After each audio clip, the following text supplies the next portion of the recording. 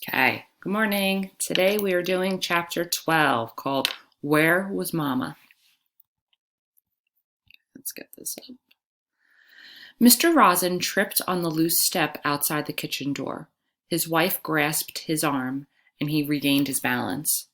It's very dark, Mama whispered as they stood in the yard with their blankets and bundles of food gathered in their arms.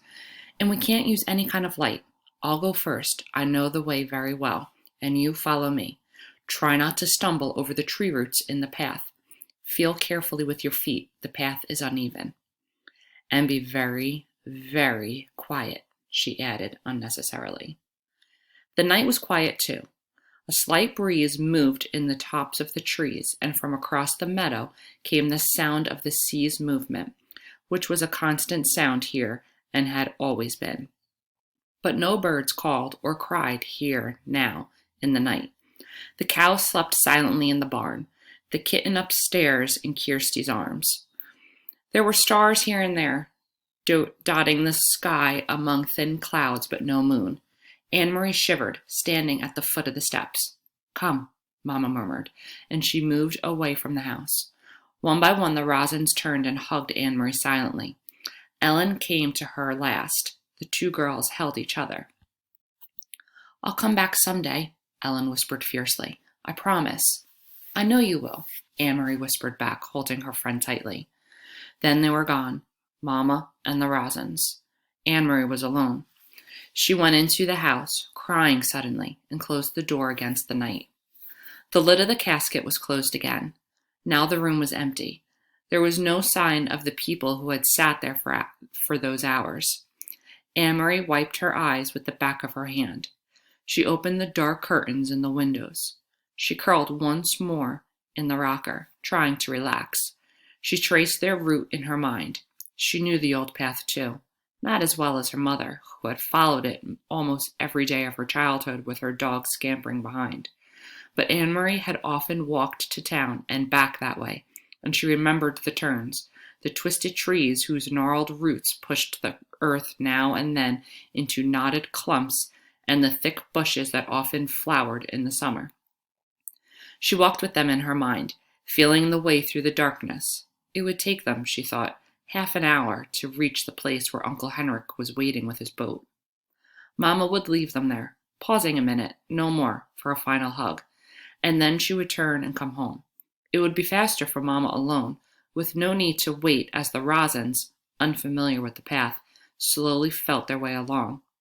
Mama would hurry, sure-footed now, back to her children. The clock in the hall struck once. It was 2:30 in the morning. Her mother would be home in an hour, Anne-Marie decided. She gently rocked back and forth in the old chair. Mama would be home by 3:30. She thought of Papa back in Copenhagen alone. He would be awake too. He would be wishing he could have come, but knowing too that he must come and go as always, to the corner store for the newspaper, to his office when morning came. Now he would be afraid for them, and watching the clock, waiting for word that the Rosins were safe, that Mama and the girls were here at the farm, starting a new day with the sun shining through the kitchen window and cream on their oatmeal. It was harder for the ones who were waiting, Anne-Marie knew. Less danger, perhaps, but more fear. She yawned and her head nodded. She fell asleep, and it was a sleep as thin as the night's clouds, dotted with dreams that came and went like the stars. Light woke her, but it was not really morning yet. Not really morning, not yet. It was only the first hint of a slightly lightening sky, a pale gleam at the edge of the meadow, a sign that far away somewhere, to the east where Sweden still slept, morning would be coming soon. Dawn would creep across the Swedish farmland and coast. Then it would wash little Denmark with light and move across the North Sea to wake Norway. Anne-Marie blinked in confusion, sitting up, remembering after a moment where she was and why. But it was not right. The pale light at the horizon. It should be dark still. It should still be night. She stood stiffly, stretching her legs, and went to the hall to look at the clock. It was past 4 o'clock. Where was Mama? Perhaps she had come home, not wanted to wake Anne-Marie, and had gone to bed herself. Surely that was it. Mama must have been exhausted. She had been up all night, had made the dangerous journey to the boat, and returned through the dark woods, wanting only to sleep. Quickly Anne-Marie went up the narrow staircase. The door to the bedroom where she had slept with Ellen was open. The two small beds were neatly made, covered with old quilts, and empty. Beside it, Uncle Henrik's door was open too, and his bed too was unused and empty. Despite her worry, Anne-Marie smiled slightly when she saw some of Henrik's clothes crumbled in a chair and a pair of shoes caked with the backyard dirt lying on the floor. He needs a wife, she said to herself, imitating Mama. The door to the other bedroom, the one Kirsty and Mama were sharing, was closed. Quietly, not wanting to wake them, Anne-Marie pushed it open. The kitten's ears moved, standing up straight. Its eyes opened wide, and it raised its head and yawned.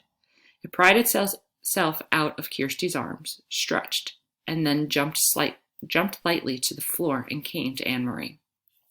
It rubbed itself against her leg and purred. Kirsty sighed and turned in her sleep.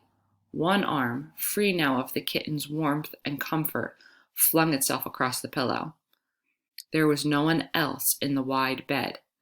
Anne-Marie moved quickly to the window, which overlooked the clearing that led to the path's entrance. The light outside was still very dim, and she peered through the dimness, trying to see, looking for the opening in the trees where the path began, looking for Mama hurrying home. After a second, she saw a shape there, something unfamiliar, something that had not been there the day before, a dark shape, no more than a blurred heap at the beginning of the path. Anne-Marie squinted, forcing her eyes to understand, needing to understand, not wanting to understand. The shape moved, and she knew it was her mother lying on the earth. All right, that was chapter 12. Now go on and do your comprehension questions. Okay, talk to you guys soon. Bye.